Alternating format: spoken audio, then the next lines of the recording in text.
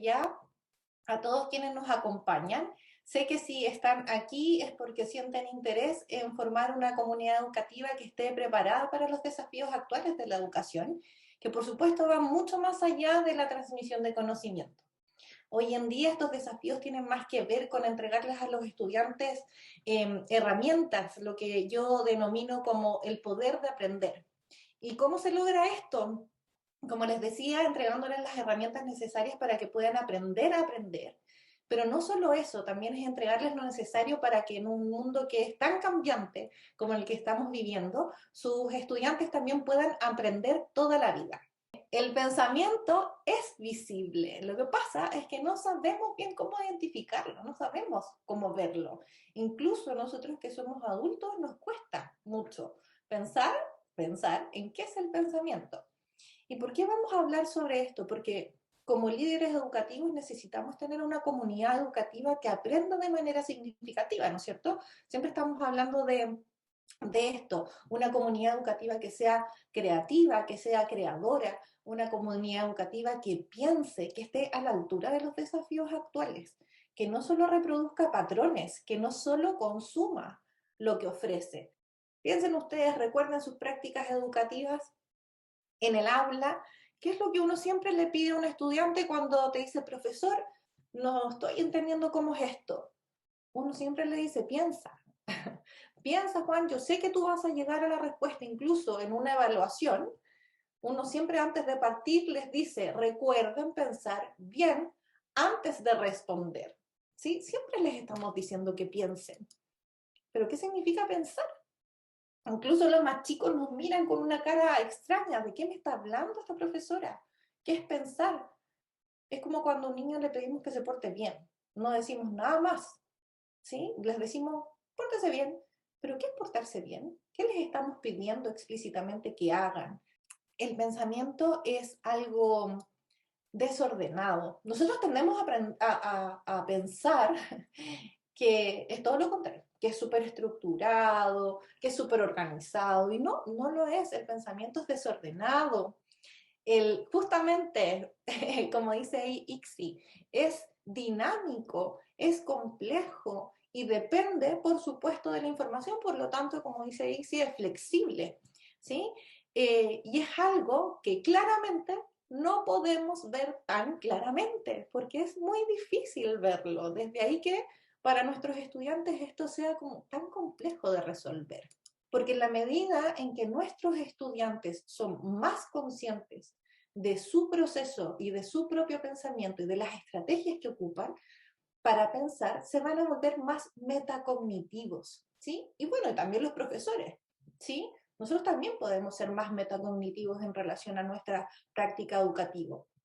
Finalmente, el pensamiento visible es una metodología para todos. Son estrategias que se aprenden en la escuela, pero que nos acompañan durante toda la vida. Por lo tanto, vale mucho la pena invertir tiempo en ellas. Existen 5 componentes elementales que no pueden faltar en las salas de clases y que les quiero invitar también a que en el chat puedan ustedes ir pensando cómo la tecnología puede favorecer estos componentes que yo les voy a ir mostrando.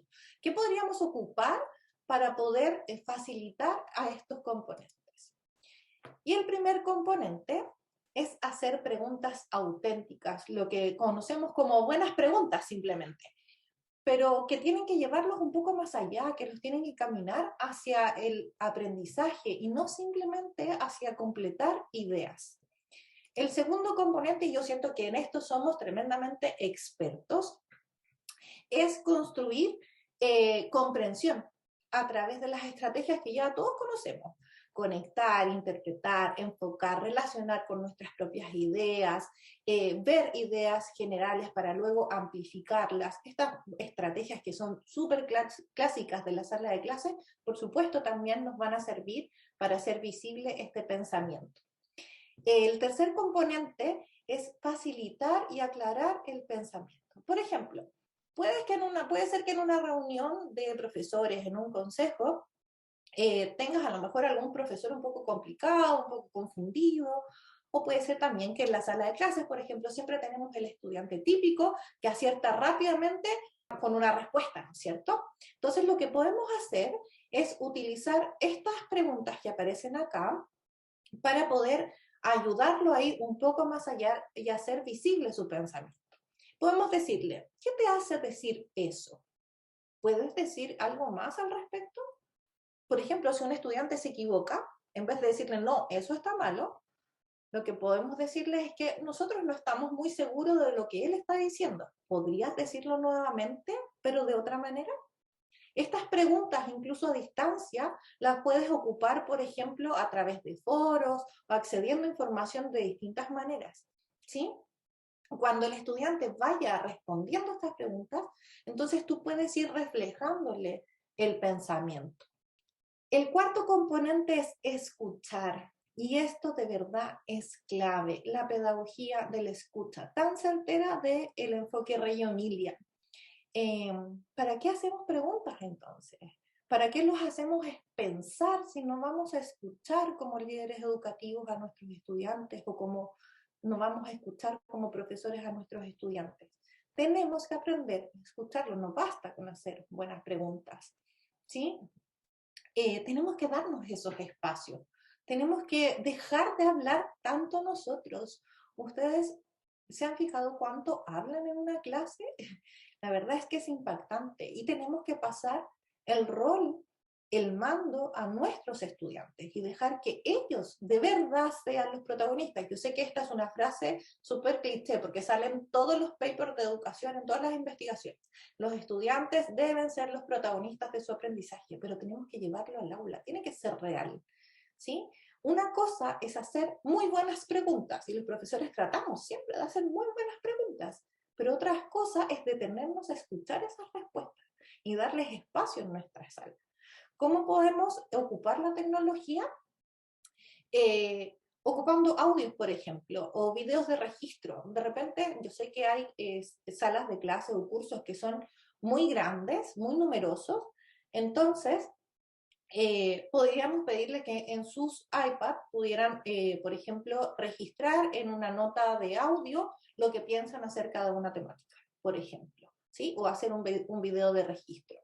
El quinto componente es documentar. Y también aquí está el enfoque Reggio Emilia, que es tan bonito y práctico en este último componente. Esto nos sirve para llevar un poco el progreso de manera como más evidente, el progreso de nuestros estudiantes. Como profesores incluso pudiésemos grabar nuestras clases, y yo sé que aquí es muy difícil, es muy difícil esto, porque en general a los profesores no nos gusta ver nuestras clases, y la pandemia tampoco nos ha ayudado mucho en esto, porque en realidad hay muchos colegios que graban sus clases, ¿no es cierto? Como un registro, sobre todo los que se mantienen todavía online o a distancia. Entonces, aprovechemos esas instancias para poder reflexionar acerca de nuestra práctica educativa, y aquí el iPad nos va a servir muchísimo, el iPhone también nos va a ayudar mucho, ¿sí? Registremos también los discursos de nuestros estudiantes, lo que ellos piensan, lo que van diciendo de cada una de las cosas que van aprendiendo. Saquen fotos, después pueden observarlas con detención, las pueden proyectar en el Apple TV y pueden volver a mirarlas, ver detalles, vayan comentando los cambios, las transformaciones. Ahí está la magia, ahí está el poder de aprender, en hacer visible ese pensamiento.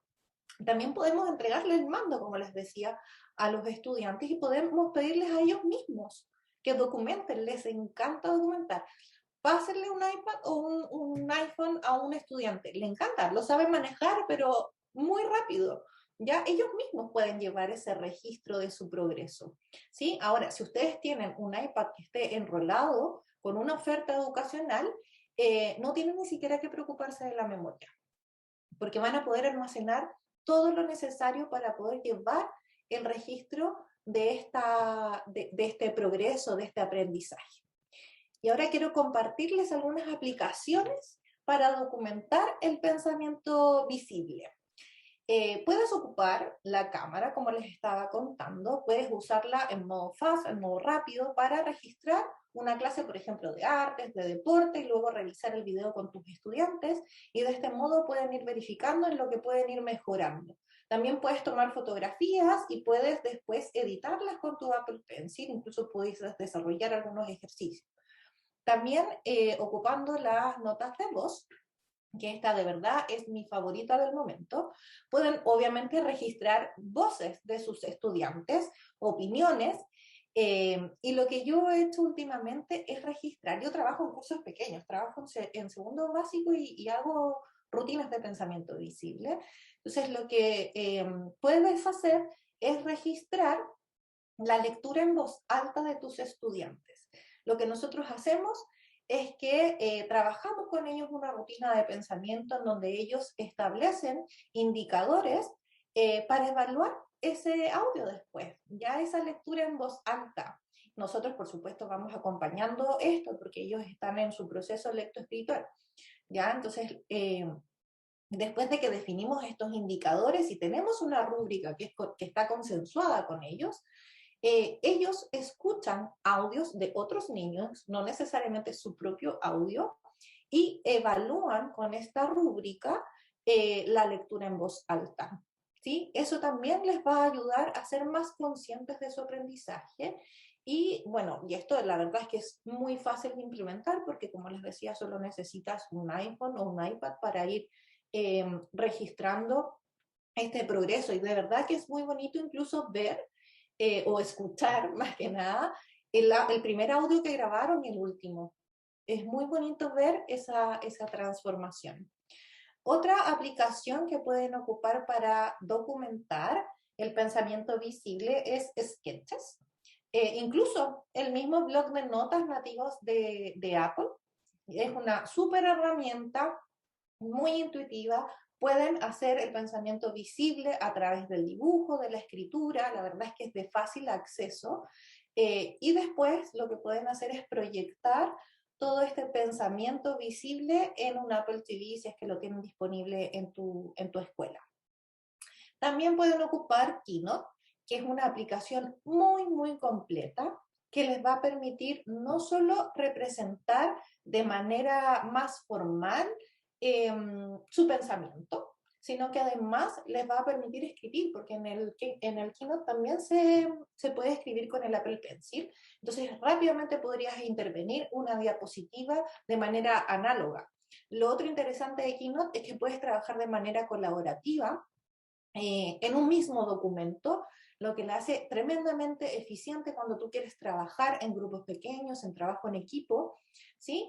Y independiente de que estén en el mismo lugar o estén a distancia, pueden estar en la misma sala de clase, pero también pueden estar en una modalidad virtual. Incluso esta misma presentación que ustedes están viendo, nosotros la trabajamos de manera colaborativa. Yo estoy en Chile y el Learning Design Center está en México, así es que atrévanse porque la verdad es que son aplicaciones que les van a servir muchísimo. También estas aplicaciones los van a ayudar para crear los portafolios de evidencia de los estudiantes, que después pueden compartirlos de manera muy, muy simple con sus apoderados, con sus padres, con los directivos de sus escuelas. Pueden hacer exposiciones, no tienen que preocuparse por el almacenamiento, pueden almacenar todo en iCloud o incluso en la aplicación de archivos del iPad. Por supuesto, existen otras aplicaciones en donde pueden llevar un registro del pensamiento, del aprendizaje de sus estudiantes. Lo importante es que sepan que de verdad la forma de registrar y documentar de verdad que está al alcance de nuestra mano.